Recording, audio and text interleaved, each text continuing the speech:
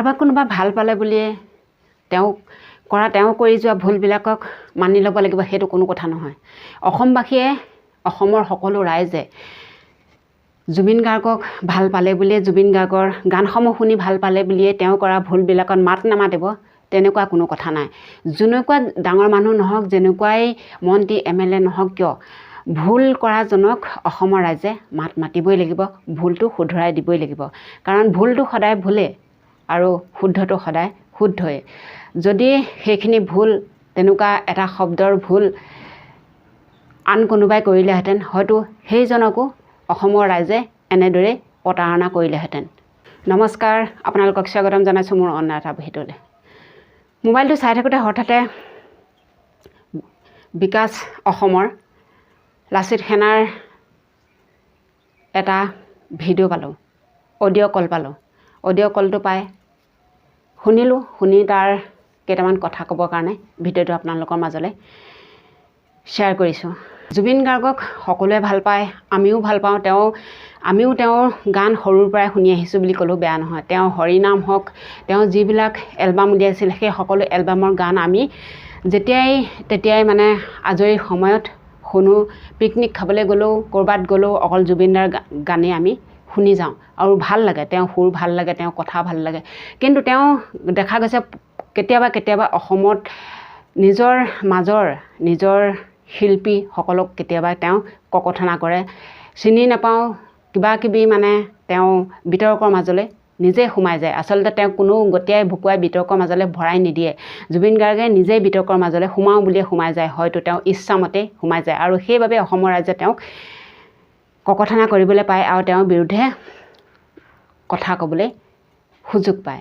সেই সুযোগখিনি কোনে দিছে? তেওঁৱে দিয়া নাই জানো? সেইবাবে হয়তো তেওঁক ভাল পোৱাসকলে এনেবোৰ কথা তেওঁক কাৰণে ক'বলৈ আজি মুখ খুলিব পাৰিছে যে তেওঁ মদাহী, তেওঁ মদৰ জালত কি কথা কয় কোনেও ক'ব নাই। ষ্টেজৰ ওপৰত উঠি গান গাবৰ সময়তে মদ খায়। আচলতে তেওঁ মদ খাই কিছুমান গান গায় কাৰণে যিসকল মানুহে তাত ভিৰ লগাই চাবলৈ, সেই সকলো মদ খায়ে নাচি বাগি একেবাৰে বোকা নৃত্যলৈকে কৰি আগবাঢ়ি গৈ আছে, নহয় জানো বাৰু? মই মিছা কৈছোঁ নি? মই মিছা কথা কোৱা নাই। আৰু এইবোৰ আচলতে বাতৰিতে প্ৰচাৰ হৈছে, আমি নিজেই কোৱা কথা নহয়।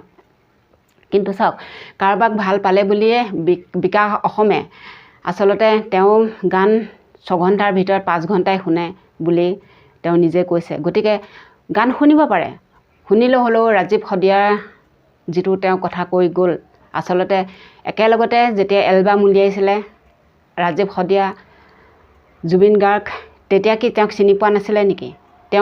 তেওঁৰ নামটোও তেওঁক সোধা নাছিলেনে? তেওঁ ক'ৰ হয় তাকো সোধা নাছিলেনে? একেলগতে এলবাম উলিয়াব পাৰিছে যেতিয়া তেওঁক চিনি নাপাওঁ বুলি কৈছে, কোনখন মুখেৰে তেওঁ ক'লে তেনেহ'লে ৰাজীৱ শদিয়াক চিনি নাপাওঁ বুলি? আপোনালোকে এবাৰ ভাবকচোন।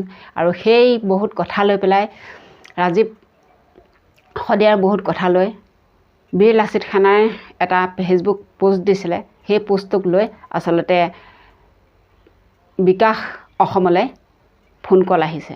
গতিকে সেই ফোন কলটো আপোনালোকলৈ অকণমান আগবঢ়াইছোঁ। ফোন কলটো শুনি কমেণ্টত জনাব আপোনালোকৰ মতামত কি।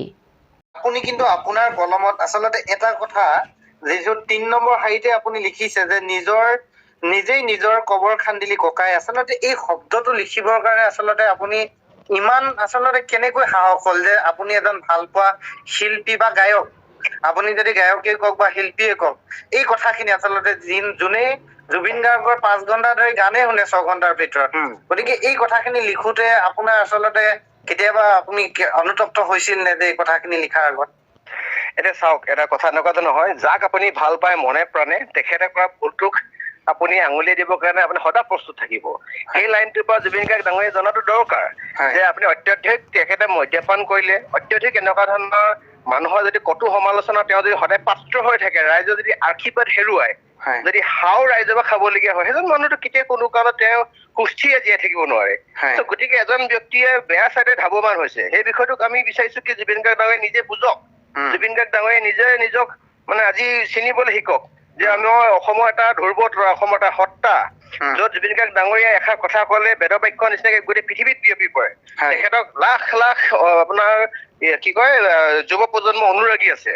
যুৱ প্ৰজন্মই কি বিচাৰে? তেওঁ যদি কাইলৈ যদি কৈ দিয়ে বোলে ডেকাসকল ধৰি কেতিয়া কোনো কাৰণত এনেকুৱা বেয়া পথ নলবি, তহঁতে এনেকুৱা ভুল নকৰিবি, মদ পানী নাখাবি, মই বিচাৰো 100% বদলি নহ'ব পাৰে, 10% হ'লেও বদলি হৈ যাব। জুবিন গাৰ্গ ডাঙৰীয়াক মানে পাগলৰ দৰে ভাল পায় কাৰণে মই বিচাৰিছো।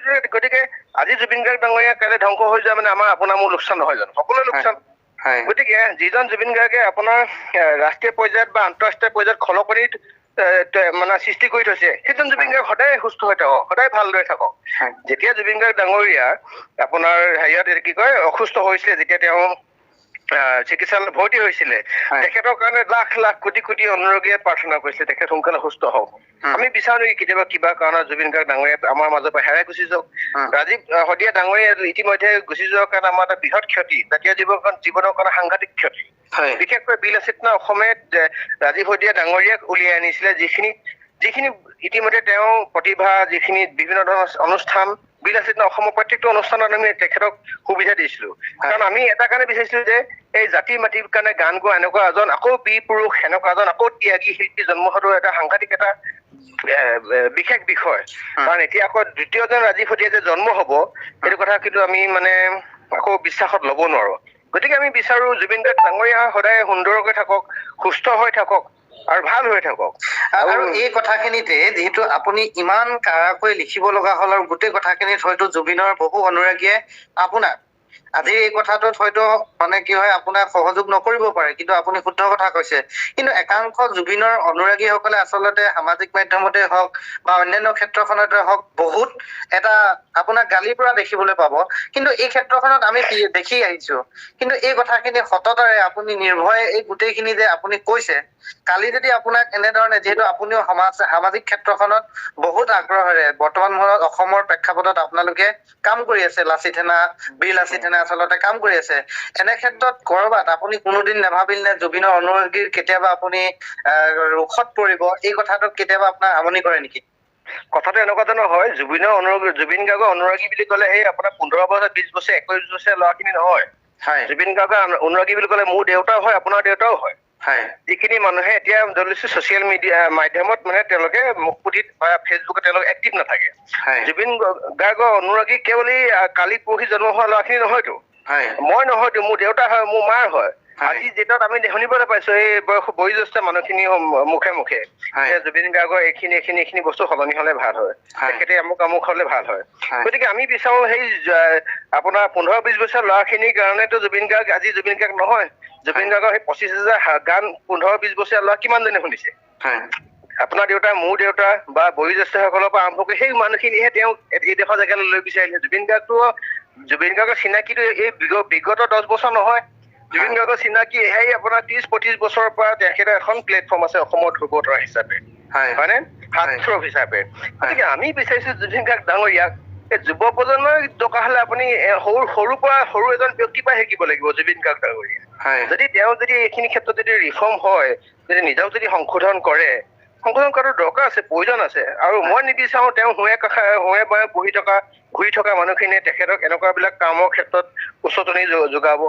এটা চাওক, 24 ঘণ্টা কোনোবা এটা মুহূৰ্তত এজন ব্যক্তিয়ে ভাল চিন্তা কৰা তেওঁ ফচল থাকে। সেইখিনি মুহূৰ্ততে জুবিন গাৰ্গ ডাঙৰীয়াই কওকচোন যে দাদা, আপুনি কেৱল আমুকৰ পুত্ৰই নহয়, আমুকৰ স্বামীয়ে নহয়, আপুনি অসমৰ সন্তান হয়। আপোনাক লাখ লাখ কোটি কোটি মানুহে অধীৰ আগ্ৰহে ৰৈ থাকে আপুনি ভাল হৈ থাকক, আপুনি সুন্দৰকৈ থাকক, আপোনাৰ এটা এলবাম ওলাওক, আপোনাৰ নেতৃত্বত আৰু 100জন আপোনাৰ কি কয় ভাল গায়ক সৃষ্টি হওক, আমি সেইবোৰ বিচাৰো। গতিকে এইবিলাক আমাৰ অনুৰোধ থাকিব আমাৰ ফালৰ পৰা, কাৰণ আমি জাতিক ভাল পাওঁ যেতিয়া, মাটিক ভাল পাওঁ যেতিয়া, জুবিন গাৰ্গ ডাঙৰীয়াক আমি মানুহজনক বেয়া এটা দিশত যাবৰ কাৰণে কেতিয়া কোনো কথা আমি চাপোৰ্ট কৰিব নোৱাৰো, কাৰণ মই তেওঁতকে বয়সত যথেষ্ট সৰু। কিন্তু সৰু বুলি এইটো নহয় যে এইটো মুহূৰ্তত মই তেওঁ শুদ্ধ ফুলটো মই চিনি নাপাম। গতিকে ইয়াৰ জৰিয়তে আচলতে আপুনি শেষবাৰৰ কাৰণে মই আপোনাৰ কথাখিনি খুব, আজি যিহেতু আপুনি গুৱাহাটীত নাই, আপুনি ডিব্ৰুগড়ত আছে, গতিকে এই মুহূৰ্তত আচলতে জুবিনৰ অনুৰাগীয়ে হওক বা আপোনাৰ কথাখিনি আপুনি যিহেতু লিখিলে, এই গোটেই স্পষ্টীকৰণটো বা শেষত আপুনি কি ক'ব বিচাৰিব যে গোটেই বিষয়টোৰ সন্দৰ্ভত আপুনি অসমবাসী ৰাইজক বা ৰাজীৱ শদিয়াৰ যিটো মৃত্যু হ'ল তেখেতৰ আত্মাই যাতে চিৰশান্তি পাওক, যাতে বিতৰ্ক নহওক, এই ক্ষেত্ৰখনত আপুনি শেষবাৰৰ কাৰণে অসমবাসী ৰাইজক আমাৰ এই কথোপকথনৰ জৰিয়তে কি বাৰ্তা প্ৰেৰণ কৰিব? এটা ক'ব বিচাৰিম, জাতীয় জীৱনৰ কাৰণে গান গোৱা যিকোনো ত্যাগ থকা শিল্পীক আমাৰ অসমীয়া সমাজে আদৰি ল'ব লাগে আৰু জুবিন গাৰ্গ ডাঙৰীয়াক সকলোৱে এইটো